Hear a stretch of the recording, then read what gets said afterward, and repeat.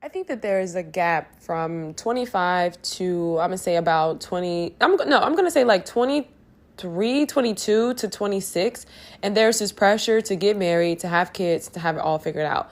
I think that this right here is so invalidating. And I really feel like there is such a cost that comes with being around people who invalidate you. I'm not saying you need to be around yes men, and I'm certainly not encouraging anybody to be around people who, support their bad decisions and don't hold them accountable to some extent, right? But there's a flip side of this, right?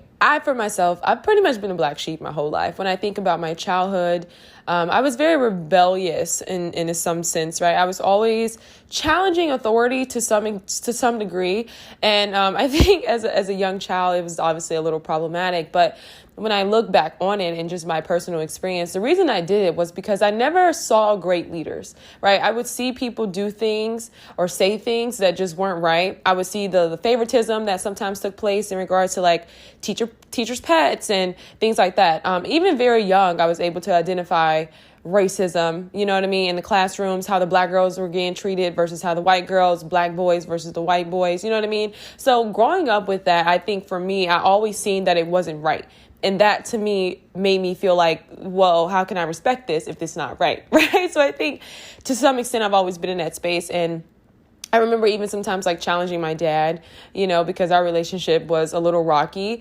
The sad truth was that my dad was there, and when he was there, he definitely created these unrealistic standards for me in dating and what to expect. And so that really caused a lot of my relationships to follow away, definitely on my end in regards to like when I was younger and I was dating, and even up until this point in my most recent relationship, I realized that because my dad had set the bar so high, right? But then on the flip side of that, he was gone, and he was like so narcissistic, and he was so condescending, and he was so mean, and he would name call, and he would do, you know what I mean? So it was like, I just had the worst. It was like best of both worlds, but it was the worst of both worlds, right? We never really sat down and had a conversation about what is this really supposed to look like, right? I'm like 16 telling my boyfriend, like, you need to have a car. Like, you can, like, what? You know what I mean? And it's funny because now that I look back on that, it totally makes a whole lot of sense. And so I remember dating guys and they will always say, I just feel like I'm not good enough for you. And a part of me definitely recognizes that this really came from myself, right? And I know a lot of people are like, how do you feel this way? Well, first and foremost, I can tell you that being invalidated my entire life has really, really shaped the way I see myself. And it wasn't until I got to 24 that it kind of all hit me like a pile of bricks. And I can no longer go against the grain and really hold up this, I'm not going to say a facade, right? Because I think within myself, I've always just had a sense of confidence, right? Like even in my most recent breakup with my partner, it's devastating and I'm like grieving right now. But I realized for myself, there's still just a little bit of light in me. And I think that is something that God has definitely placed within me because I've been through a lot in my life. To only be 24, it's been very challenging. And I didn't even recognize that it was really a lot until 24. I didn't recognize that a lot of people did not share the same experiences, right? I thought for myself, man, everybody's got a story, right? Everybody's got a story. We've all been through some jacked up stuff. But, as I connect with people and I have certain conversations, and I'm not all telling, but I do tell some, I realize that, oh, crap, it's just me. And so that also kind of put me in a space where, right, regurgitating that childhood of being the black sheep in the family, being, just such an individual and being criticized for that, having my own opinions, having my own way in which I want to do things, that just really made me feel like I am just not enough. And so the reason I say that is because there is definitely this pressure on young women from 23 to about 26 or 27, maybe to be married. And it makes me so sad. And it makes me sad because, first and foremost, everybody's journey is different. And I think that we know this inevitably, and it's just irrefutable. Like, we get it, but it wasn't until this point in my life where I just was so stressed out. I don't think that I was able to really be present in my relationship because I was dealing with so much internally, but I was also, this was the first time in my life where I was really challenged, in my job, in my corporate setting. I had never experienced that before. It was almost like an awakening, right? I'm realizing that I'm working twice as hard as my coworkers. And the moment that I don't work twice as hard as them, the moment that I say, hey, no, I don't want to do this, or hey, why are you not doing your job and pulling this for me, right? Because this particular position in which we're all in is collaborative, right? It's not like I'm saying, help me with something because it's too much. It's like, no, this is your job, right? And this is my job. And your job is to help me do this because that's what I have to do when you're in this position, right? And so when I would stick up for myself and I would say these things like, hey, is there a reason why you're not pulling? Because I work in the pharmacy. So I would say, hey, is there a reason why you're not pulling these, these particular prescriptions, or why you're not helping me with these medications? Oh, because I'm just working hard. I have things I have to do. I don't have time. And then it would be all this uproar. And I would say, okay, but when I'm in this position, I don't get a choice. I don't have an option to just say, I can't do it. Right. And I noticed that with every other coworker that I worked with who were in that position, they didn't do it. Right. They didn't do it. It was always left for me to basically play both roles. I hope that's making sense. I know I'm not really breaking it down in such a way. It's because there's machinery that's involved. There's, you know what I mean? And when I say machinery, it's not anything hardcore. Right. But I'm just saying we do use machines and things like that in the pharmacy. So I feel like if I was to really get into the mechanics, you guys are not going to understand what I'm saying anyway. But that was the first time in which I was really, really challenged in regards to that. And the first time I really felt so invisible at work. There would be times where I would finally get it down packed, right? Because I'm working so hard. I would finally get it down packed and there was no applaud, right? I would pull out my phone for like a brief second to check the time, right? Because I'm over here sweating, making all this happen. And, there would be times where I would work really hard and my coworker would say, put your phone away.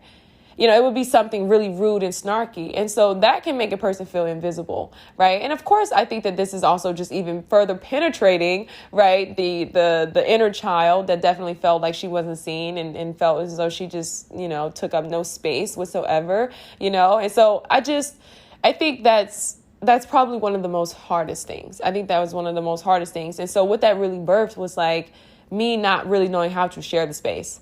Right. Because I never had any space. So I've kind of lived in my own world. Right. Because I didn't feel seen out there and I didn't feel seen over here. Right. On top of, in being in social settings and with family and friends who were constantly invalidating me. I didn't feel seen. And a lot of times I really was right about the things in which I was observing, the things in which I was feeling.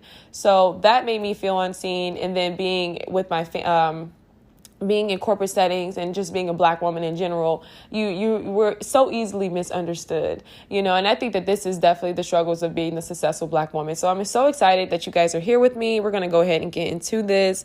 I know that was like a long intro, but I just thank you guys so much for tuning into this podcast. It means so much to me to create a sense of community because I know myself, I've been through a lot in my life, like I mentioned, and I'm a survivor, right? And so for me, it's just so important to have community and to really strengthen that and to bring that forward because I know what it's like to not have that. And I know what it's like to have that to some extent and the healing that it gives, you know what I mean? The healing that takes place when we're in these settings where we're validated, where we have people who love us and, who build us up and who don't shame us and things like that. Right. So first things first, I want to talk about the intimidation of the successful Black woman. I think it's really, really saddening and it's disheartening.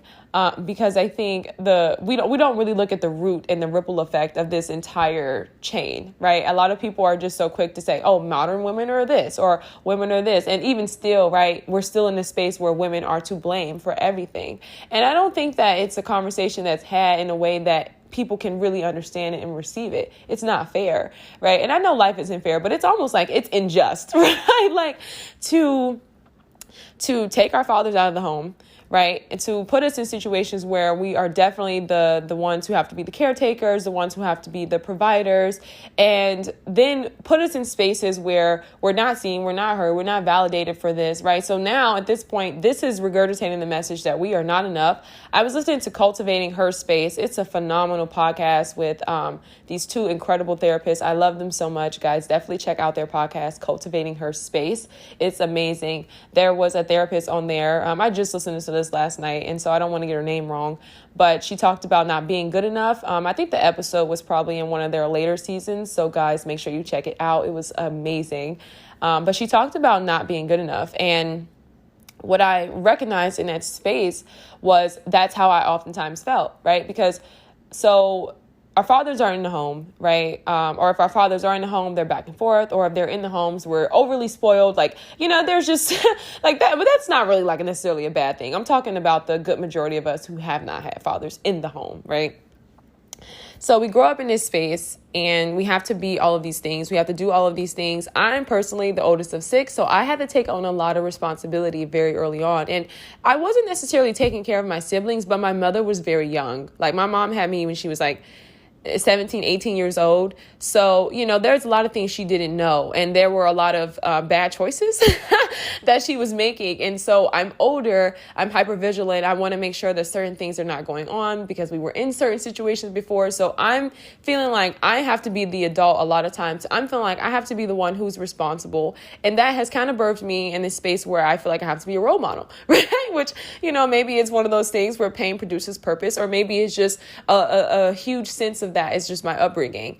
So anyway, we're in these spaces and, we get to these jobs, we do these things. We have to be providers for ourselves and for our families, right? And honestly, this is something that is really, I question this, right? Because it's like you have men who jump on podcasts and talk about women and this dynamic as if it wasn't something that we were bred into, right? As if it was something that we chose. A lot of us didn't have a choice. A lot of us still don't have a choice, right? Because look at the way in which the men are going in today's climate. To me, it just seems as though the hate for Black women is so strong.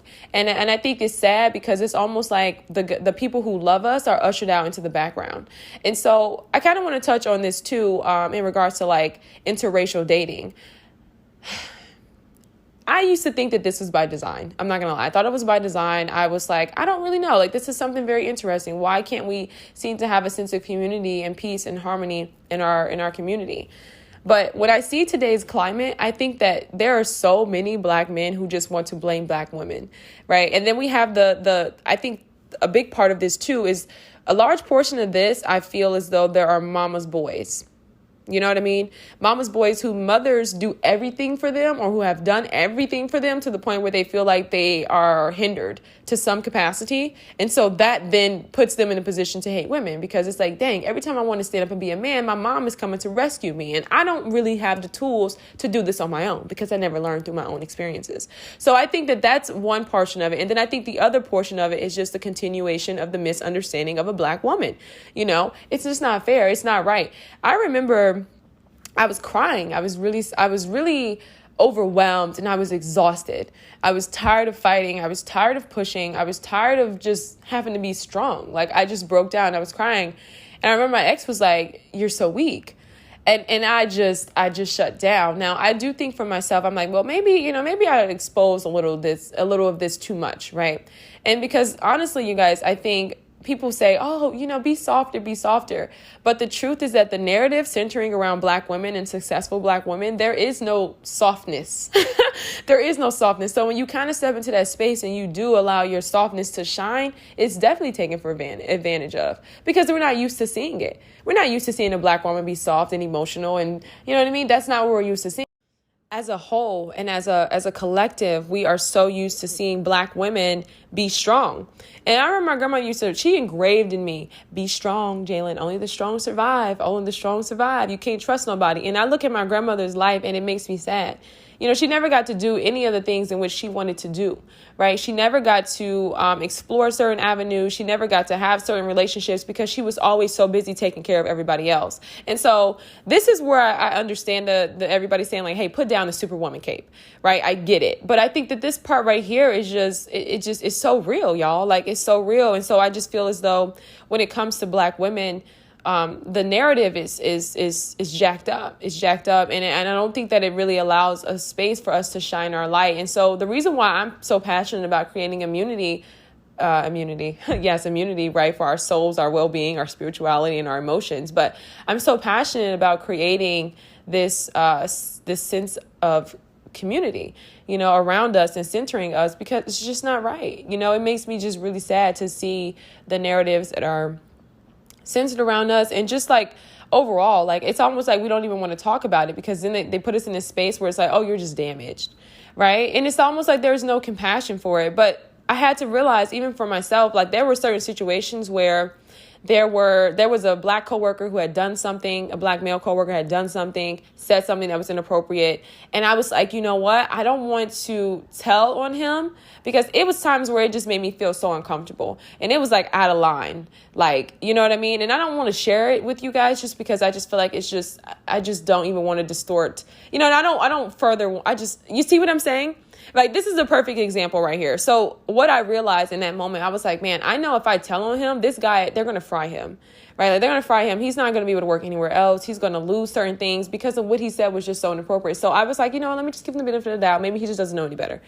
And that right there is the loyalty that black women have for black men. And I think that's the loyalty in which we're trained to have for everybody else, but not for ourselves, right? And this is the space in which it's frustrating, right, sometimes, because it's like we love black men so much and we love our men so much. But as a successful black woman, we're just it's almost like they put it on our backs to just be all of these things, And I remember dating, and I'm like, I want to do these things. I want to have these things, feeling like I dreamt too big, right? And I remember, a guy was like, I want to be a stay-at-home dad. Like, I'm going to be a stay-at-home dad. And it was like, he was always joking when I said that. Like, of course I'm not going to be a stay-at-home dad. But I think that this is like, and here's the thing too. Like, I'm not trying to say that that's not the dynamic, because somebody obviously has to watch the kids. But I think that it's just, I don't know. I think for me, overall, like, I can't really say that I want to talk entirely about relationships, because I personally I don't feel like I have a successful relationship. I'm not currently in a relationship, so I don't want to get too far left into relationships. But I'm just saying, overall, there are just so many misunderstandings of the successful black woman.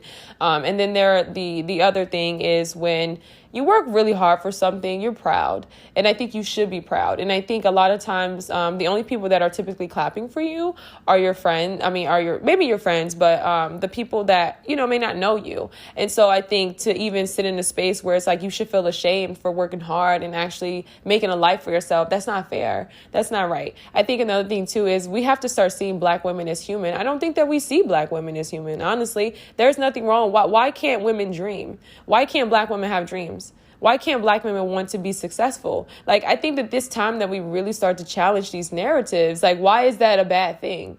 And even still in that space, it's like, okay, there are certain women who, yes, we dream big, and yes, we want families. Like, why is that such a bad? Why is it that if a black woman says, I want to be successful, or I have this dream, I've always wanted to do this, then she's automatically in a box where it's like, oh, she's modern, she can't get married.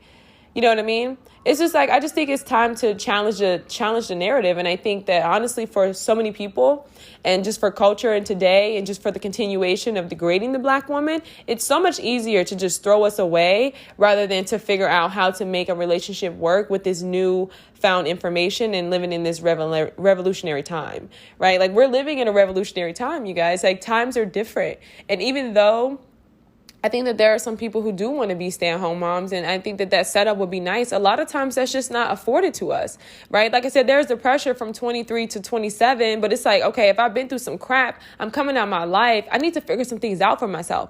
How am I going to take care of myself? How am I going to show up in the world? I'm not saying you got to make a whole lot of money, but hey, I at least want to be able to afford to do some of the things in which I want to do. I'm not saying I'm trying to be a millionaire within that time, right?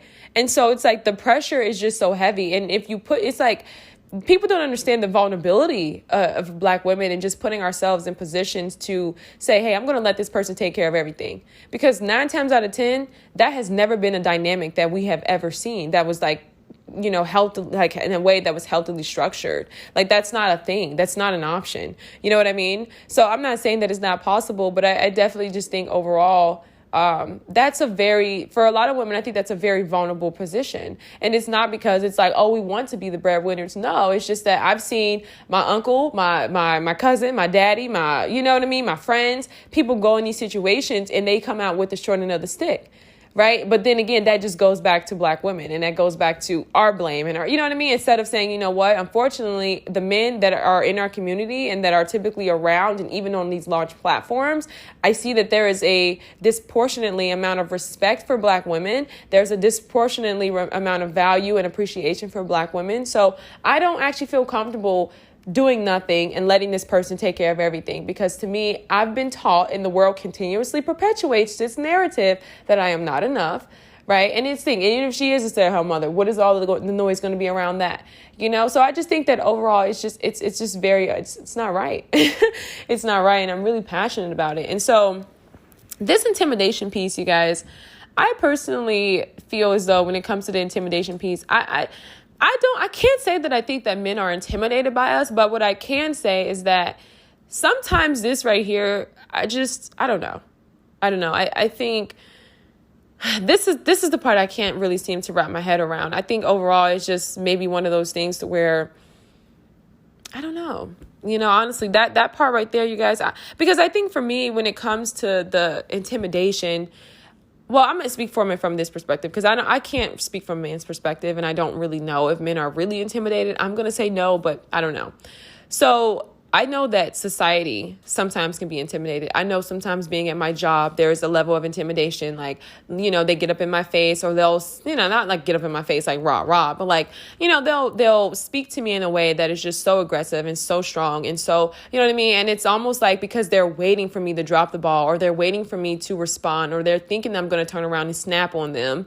And it's so exhausting, right? It's so exhausting because it's almost like we're just seen as just having so much strength that intimidates so many people, and so many people want to come against that, and so many people want to challenge that, and that's just like probably one of the most depressing things about it all. So yeah, I think that level of intimidation is definitely relevant for sure. And then there's just a constant fight for your crown, you know, against your sisters. You know what I mean? There's a lot of women who feel the need to compete with you. There is just this constant need to just feel like you have to just stay and be, you know what I mean, in that position all the time, right? And like there is no space for you to just kind of be and just like cry or do whatever you want to do, right? You know what I mean? Whatever you do on your leisure, like there's no space for that. And so I think that that's probably one of the most frustrating things. And I think that oftentimes it's constantly challenged, right? You have to constantly, like when it comes to your standards and things like that, it's like the world just kind of teaches you to compromise and to settle and to not really stand up for yourself and just be you in that position and in your birthright. You know, people say, oh, you know, wear your crown, it's your birthright. Blessings are your birthright. But it's almost like when women try to attain these things, it's just a sad awakening at the end of the day. And so I think it just pains me overall to just know that society teaches us that we're not enough and that we feel that within ourselves. And so oftentimes I feel as though we'll either settle, we will compromise to such a point to where it's almost like we're losing ourselves to hold on to certain things, or we will either, you know, even revolt and like change our entire selves and really have a sense of shame around who we really are. And then there's this piece where everybody just feels as though we're so strong and so domineering and so aggressive and just so, you know, independent, to where it's almost like a negative thing, instead of being a human being and saying, you know what, she's an independent woman because she's a human being and she needs to take care of herself. You know what I mean? Like, why does independence only have a negative connotation around Black women, right? And like I said, this just goes back to the beginning where, like I said earlier, like, we don't have a choice, right? That's not the foundation for us. That's not the storyline for us. And it's so crazy because I feel like I would love for Black men to just kind of sit in that space and recognize that and look at your grandmother's life. Where was your grandfather? Okay, maybe he was there, but maybe he wasn't. Or look at the other men in your life. What are they doing, right? Alcoholics, or, you know what I mean? Like, the foundation is so cracked, but it all goes back to the Black woman.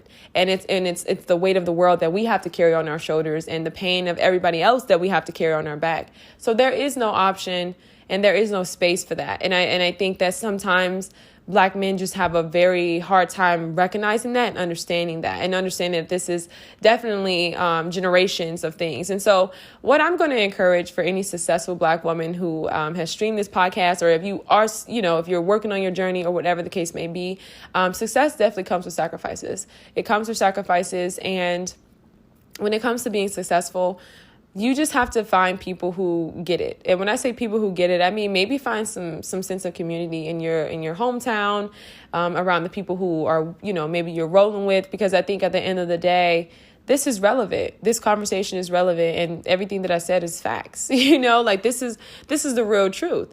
And it's painful. It's definitely excruciatingly painful at times, but this is what it is. What is it always depicted of the successful Black woman in the movies? Oh, she doesn't want this, she doesn't want that. Well, it kind of is it's a vulnerable position, but we know that women are definitely making more money, but it is a vulnerable position, especially when you had that kind of upbringing. I'm not talking about the few percentage of women who have had, healthy fathers and, come from healthy marriages. Like, I'm not saying I'm just saying overall systemically and, from a like statistically, that's just not the wide majority of us, so I just think that overall, when it comes to these misunderstandings, ladies, you have to know who you are. You have to know who you are. And I think if you can find you a community that allows you to be soft and allows you to just kind of be a woman and be a human being, I think that will be very, very beautiful for you. And I think that will help you open up yourself a little bit more instead of maybe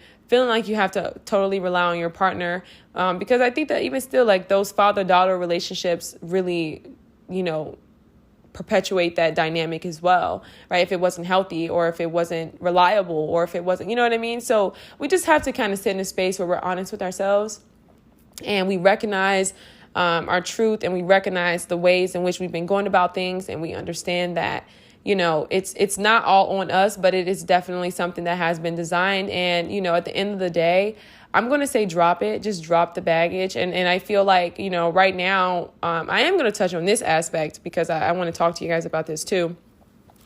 In regards to relationship coaches. Now, I have mentioned a relationship coach on my mainstream podcast, and I used to really get into relationship coaches. I used to be so excited about their message, their journey, just the whole nine. But one of the things I can honestly say is when it comes to these relationship coaches, you guys, I need you guys to understand that this stuff here, it has to be taken with a grain of salt. And the reason I say it has to be taken with a grain of salt is because at the end of the day, you have to go through your own lessons. And I'm not saying that some things cannot be avoided. Like, I think that some things can definitely be avoided if you listen to, and if you listen and you heed to the right advice. But a lot of times these relationship coaches, you will get off there, you're angry, you're frustrated, you don't like Black men. At this point, it's almost like their messages can kind of deter you from Black men, because it seems like it's just so much to meet a good guy, right? And it's almost like they perpetuate the narrative of the scarcity mindset. There are no good guys. It's just not fair. It's not fair, and it's not right. And I just cannot get down with it. Like, I'm not saying that they're all bad or anything like that, but what I am saying is that you have to show up for you. And whatever that looks like, that's how you need to show up, because that's who you are. Do you see what I'm saying? I think the real danger comes in when you're trying to alter so much of you at your core, at your just who you are as a person for a relationship. Because what's going to happen is you're going to get the relationship, but then you're going to lose yourself, because you're going to find yourself revolting back. And this person is going to be looking at you like, whoa, I thought you was the X, Y, and Z. You see what I'm saying? And I think a lot of times this goes back to the Black woman just not being enough. So I think you have to understand where it's coming from, first and foremost. And I think that as women, we have to really sit in a space and understand and accept that a man can never really tell us what it's like to be a woman or how to be a woman, right? So I'm not saying throw it all out the window, because I think a lot of times we don't have understandings with in regards to men and dating. And we don't have anybody to actually sit us down and have those conversations with us and tell us like, hey, you know what, this is how this is supposed to go. This is what courtship looks like, or this is what dating looks like, or this is what the things you need to look for, or, you know what I mean? So you don't really know, right? A lot of us have not actually had male figures to sit down and actually have that conversation with us. So that's important, right? So that's important, so I can understand why a lot of women yield to that. And I know that we definitely want connection, and don't ever feel desperate. I think that that makes me really sad to say that women are desperate, but men are what? Right. So like women are desperate for wanting connection, which we all want connection. We all want to be in relationship with others. We all want a sense of harmony and a sense of satisfaction and fulfillment in our relationships, because that's what we're here to do. We're here to not only procreate, but to be connected. It's not good for man to be alone. Hello, biblically, let's just talk about it. You know what I mean? So women are called desperate, but men are called what? When they go from relationship to relationship to woman to woman to woman. And I'm not saying that it's equal, because yes, the woman is virtuous, and yes, you know what I mean? Like, I get it, and I'm not fighting, I'm not standing on that position of this conversation. But what I am saying is that a lot of these messages can be degrading, and they can leave you feeling fearful. They can leave you feeling frustrated. They can leave you feeling hopeless. And I think that you should find people who empower you. And I think that you should find people who can guide you in a way that makes you feel good about yourself and raise you up and let you know what, hey, yes, I am enough. And, I can show up and be myself. Yeah, there's some things I got to tweak, right? Like, yeah, okay, maybe I got to go through that list and see like what really are my standards and what really are my non-negotiables. But at the same time, allow yourself to grow into that space, because I just think that I don't think that there's a one stop end all, right? I think that relationships are going to come and they're going to teach you things. And, when you meet your person and you got it, then you guys are going to be rocking and rolling. But even still, right, marriage is definitely something that's continuous, I hear. So I just think overall, that's a big thing. And I'm definitely going to say to successful Black women who have not had that foundation, who have not had a stable foundation, who has not had any real sense of reliability in regards to community, in regards to family or even friendships, right? You may struggle with friendships because people may appear sometimes to be a little jealous, or they may appear to be, just not the best relationships for you. Let me just say that, because I think that jealousy and all of that is a whole nother conversation. And I would just say, just know that at the end of the day, like, you are enough, and know that you're doing the very best you can. And I think that it's time that as women, we have to give ourselves grace, right? It's nothing wrong with you wanting to accomplish some great things, and it's nothing wrong with, somebody else who may not want that, or somebody else who may want that. You know what I mean? I think it's time for women and for people in general, especially in today's society, to really start finding out what works for them and to sit in their space of truth and individuality, because in today's society, things are changed, right? We are living in such a revolutionary times. The old ain't working. And for some people, the new is a little too much, right? The new is a little too much. Like, look, we ain't down with all of that. We ain't down with all of that. You know what I mean? But for some people, it's like, hey, I like a little bit of traditionalism and I like a little bit of the new age, right? Like, maybe I am going to be more strong or successful in this area versus, some other things. So I think it's time to really sit in a space of individuality and hone in on who you are, what you want for your life. And I think it's good to let people into that and to, kind of sit in that space. But I think it's important to understand, just like, if you don't know, give yourself the space to grow. This is, like I said, it's a revolutionary time. I think that we're all navigating this thing the best way that we can, right? There's guilt around mothers who are successful entrepreneurs. There's guilt around women who feel as though, dating, they're struggling with the dating aspect of things because they're successful entrepreneurs or businesswomen or doctors or whatever the case may be. I think what I want to see more is women who are in better positions. I want to see women who are in better positions than their partners, especially in regards to dating, because I'm talking about relationships in this little sector here.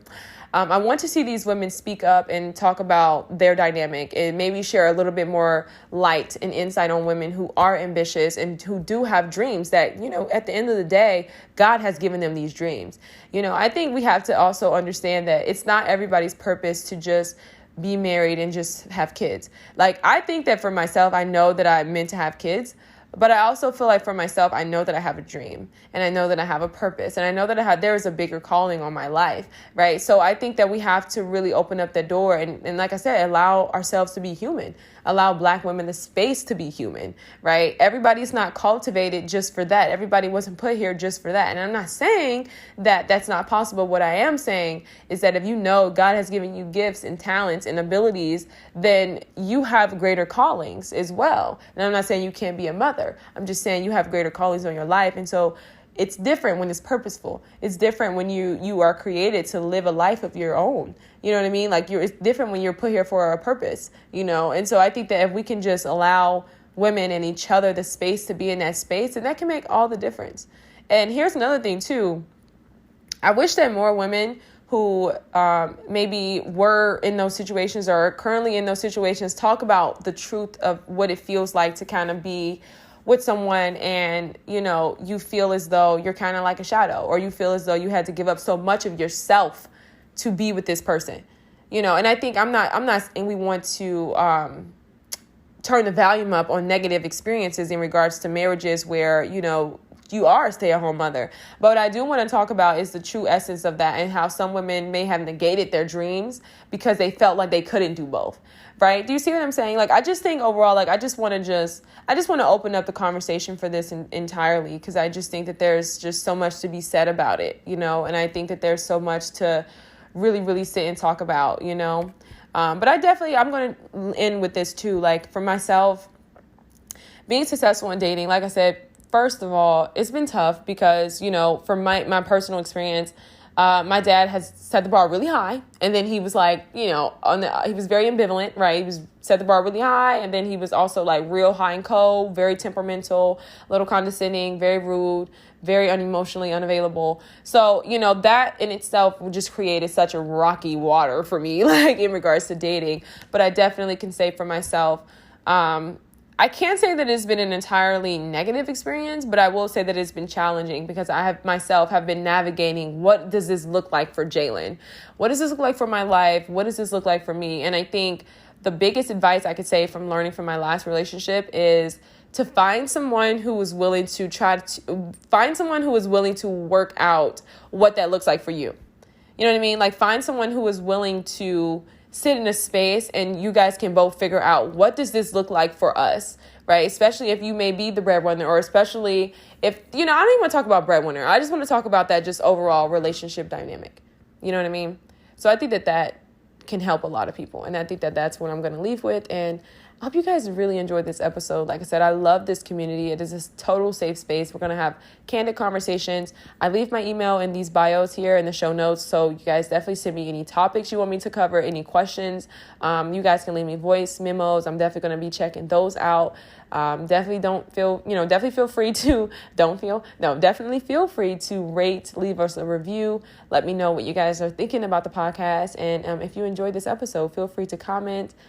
You'll have to leave it in the review, but let me know, and we can definitely sit and have a conversation. And I definitely look forward to opening up this forum for us to have group discussions and just to really build this thing from the ground up. So definitely let me know what you guys are thinking, and it'll be great. It'll definitely be great. Oh, another thing too, I will say is that on your journey to success, like I said, that mid-age from 23 to 27, you guys, the hardest part, I will honestly say, is like trying to build a relationship, but at the same time, like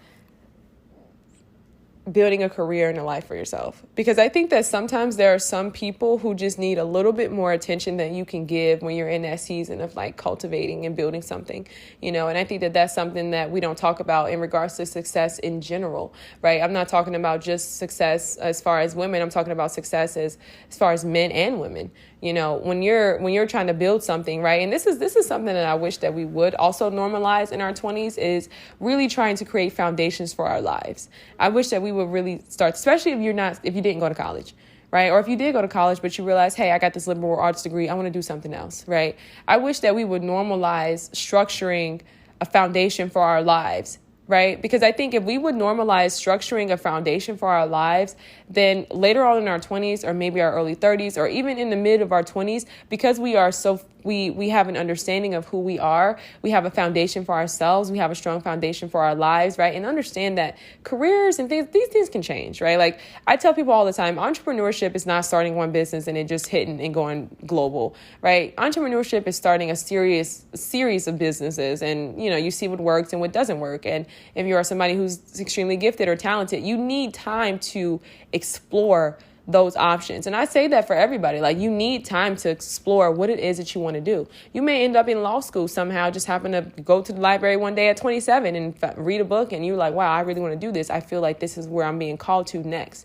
Do you see what I'm saying? So I just wish that if we set the foundation and set that as a tone, rather than let me pull somebody else in my life during this season of my life when I'm a hot mess, I don't know what I'm doing, or I'm working on something, but this person isn't working on something, but let me pull them in, right? Because I don't want to be I don't know, right? I'm 24. I don't know. I'm 25. I don't know. Maybe let me pull this person in because this may be it, right? And that's what society teaches us. So I think that if we could reframe that dynamic in itself and give people the space and time to just kind of be, right? Like, you need to figure out your foundation. Because I think the moment you have a solid foundation for yourself, then you can actually figure out, like, okay, you know what? Let me actually be with this person. Let me go ahead and be with this person. But I definitely think, as far as fairness, I will say I feel as though it's not necessarily the same for women a lot of times. It seems like, I don't know, this could just be a general conclusion, and I'm going to end with this, but sometimes it just kind of seems as though when it comes to women who are in that space, that I don't even want to open up that can of worms, because I think that's a whole nother conversation in itself. But listen, thank you guys so much for joining me in the den today, and I hope everybody has a great day. And understand that if you're a successful Black woman, you're needed. I think that women, we're in position to do the things in which we're called to do. You know what I mean? We're in position. It's now more than ever. I think that it's Black women who have healed me. It's Black women who I turn to in regards to their podcast, who just makes my entire day. So it's different. You know what I mean? It's definitely different. So listen. If you guys like this podcast, definitely go ahead and share that link in my bio with your friends, with your girlfriends. And thank you guys so much for tuning into the service. Like I said, feel free to leave a rating or a review. And if you guys have any questions or anything you want to talk about, definitely leave me an email. And don't forget to use that voice memo service, because I'm definitely going to be checking that out. And we'll talk soon.